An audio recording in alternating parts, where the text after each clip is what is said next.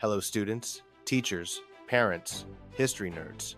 Hello everybody, and welcome to Nutshelled History, where we lay out the facts, the good, the bad, and the ugly. We are continuing our ancient history series by looking at the Han Dynasty expands. Don't forget that there's a link for a fill-in-the-blank worksheet in the description. I just ask that you like and subscribe. Do it now, please. I apologize for any mispronunciations ahead of time. I do my best. Okay, let's look at the Han Dynasty. The Han Dynasty replaced the Qin in 206 BCE. Han emperors built on the successes of the Qin to create one of the most influential dynasties in Chinese history. How did the Han govern China? When the first Han emperor took power, he quickly reversed the Qin rulers' harsh and cruel methods. At the same time, he did follow the example of the Qin by creating a strong central government. The Han established an effective civil service. This is a system of government employees mainly selected for their skills and knowledge. Han government was organized like a pyramid. Town and village officials were at the base.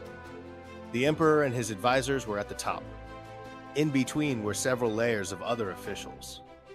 Many officials were chosen based on their knowledge of Confucian ideas. They did not inherit their jobs. The Han Dynasty ruled China for over 400 years. Over time, however, it weakened. China was again plunged into disunity for several centuries. The Silk Road. One of the most lasting contributions of the Han Dynasty was the establishment of the Silk Road. The Silk Road is a network of trade routes that crossed Asia, connecting China to Central and Southwest Asia. The name Silk Road comes from China's most important export, silk.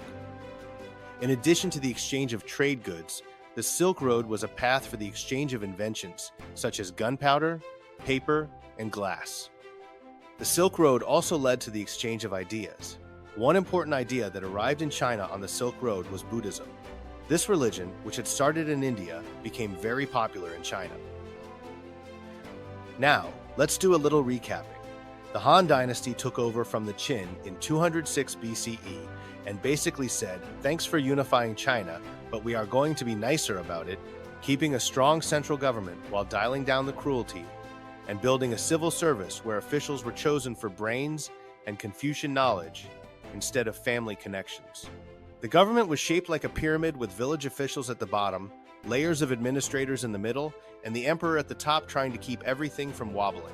This system worked so well that the Han ruled for over 400 years, which is impressive even by dynasty standards, before eventually weakening and letting China fall back into chaos.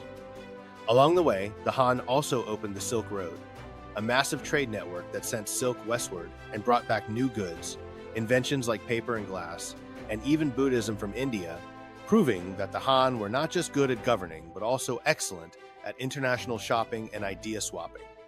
There you have it, folks. That is the Han Dynasty expands nutshelled.